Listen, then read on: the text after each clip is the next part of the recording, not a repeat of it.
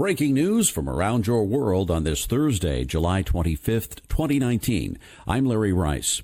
Record temperatures are being set across Europe, including Paris, as the continent swelters Thursday in what is its second heat wave this summer. Temperate Europe, where air conditioning is rare, isn't equipped for the temperatures frying the region this week. On Thursday afternoon, the Paris area hit 42.4 degrees Celsius. That's more than 108 degrees Fahrenheit, beating the previous record of 40.4 degrees Celsius set in 1947. Authorities said the temperature was still rising as a result of hot, dry air coming in from northern Africa that's trapped between cold, stormy systems. The Netherlands and Belgium also recorded new record heat above 40 degrees, and swaths of Britain, Luxembourg, and Switzerland could also face sweltering temperatures exceeding 40 degrees. Germany recorded 40.5 degrees, that's nearly 105 degrees Fahrenheit Wednesday, and the German Weather Service is expecting even higher temperatures Thursday. Summers are usually mild in much of Europe, and few homes have air conditioning. It's not that common in hospitals, stores, or restaurants either. The heat wave is intense, but expected to be short, with temperatures finally dropping Friday and Saturday. At least 116 migrants are missing, and another 132 were rescued by Libyan Coast Guard vessels and local fishermen after a wooden boat capsized off Libya. A Libyan Navy spokesman said Thursday there had been more than 200 migrants on board the boat, which capsized off the coast east of the capital Tripoli. Earlier, the UN refugee agency, UNHCR, said that up to 150 people were feared dead, while another 150 were rescued. If confirmed, that death toll would be the highest for a shipwreck in the Mediterranean this year. Libya is a hub for migrants, many of whom try to reach Europe in unseaworthy boats. The ship left Libya from Comas, about 75 miles east of Tripoli.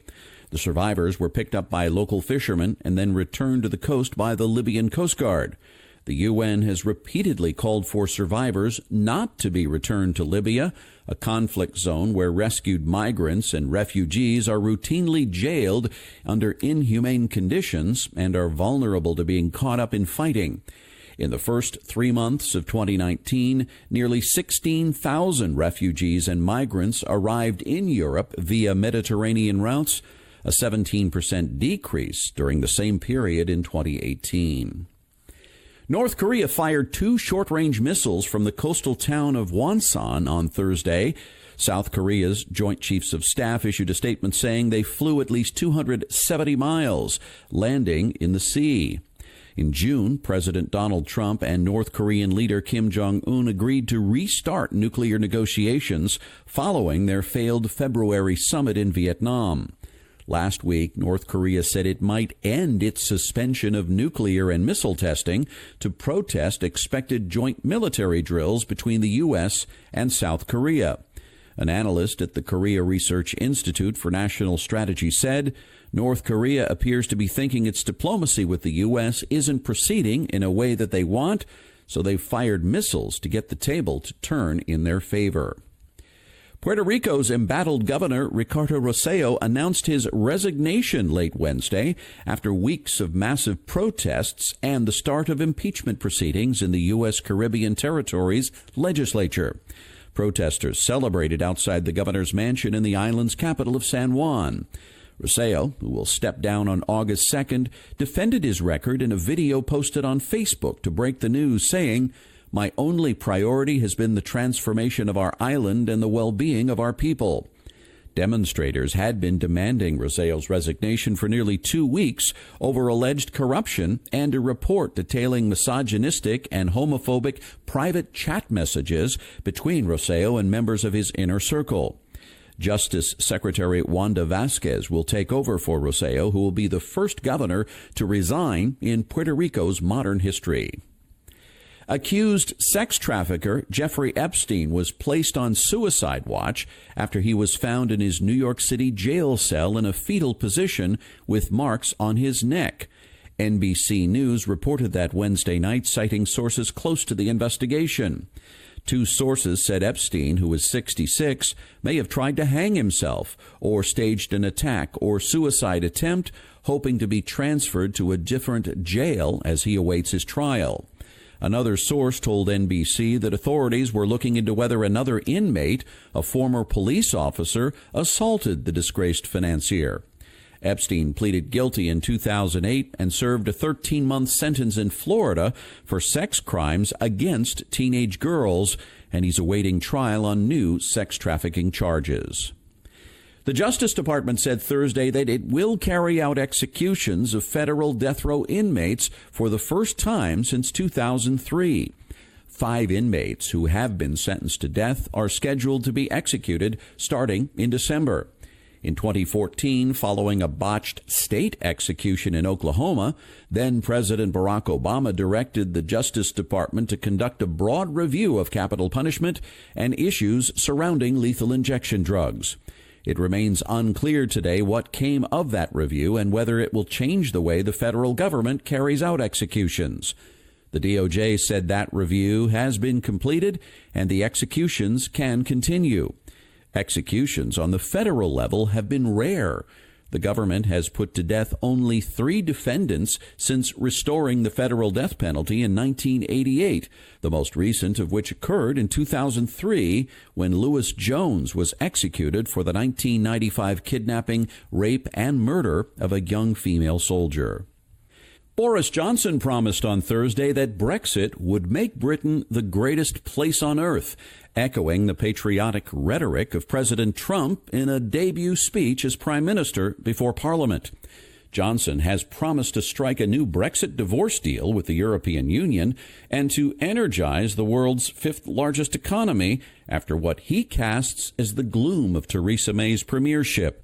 On entering 10 Downing Street on Wednesday, Johnson set the United Kingdom up for a showdown with the EU by vowing to negotiate a new divorce deal and threatening that if the bloc refused, then he would leave without a deal on October 31st. He said he was not being hyperbolic, as the United Kingdom could be the most prosperous economy in Europe by 2050, a feat that would mean drawing far ahead of France and then overtaking Germany. Johnson promised that British children and grandchildren will be living longer, happier, healthier, wealthier lives. Johnson's victory has placed an avowed Brexiteer in charge of the British government for the first time since the 2016 EU referendum, which shocked the world and roiled financial markets. Southwest Airlines made 2 significant announcements Thursday: that it won't fly its fleet of Boeing 737 MAX 8s until at least early next year, and delays related to the plane's grounding have led it to shut down operations at one of the New York City area's busiest airports. The Dallas-based carrier extended its grounding of the aircraft through January 5th, just 1 week after announcing a November extension. It revealed the schedule changes in its second quarter earnings report. Southwest CEO Gary Kelly said the airline expects regulatory approval of the 737 MAX toward the end of 2019. The carrier said delays related to the 737 MAX have forced it to take cost-saving action, including ceasing operations at Newark Liberty International Airport in New Jersey. Southwest said it had projected a 5% growth in capacity this year, but 737-related delays have turned that into a projected loss of 1 or 2%. Southwest said it will consolidate New York operations at LaGuardia International Airport. Newark handled a record 46 million passengers in 2018. A Southwest spokesperson said the company is working with Boeing to discuss possible compensation for the damages. Boeing revealed its largest quarterly loss in history Wednesday, aided by a $5 billion charge related to the 737 MAX. Actor Rutger Hauer, perhaps best known for his performance as Roy Batty in Ridley Scott's Blade Runner, has died at the age of 75. Hauer's agent confirmed that he died July 19th in his Netherlands home following an undisclosed illness and that his funeral took place Wednesday.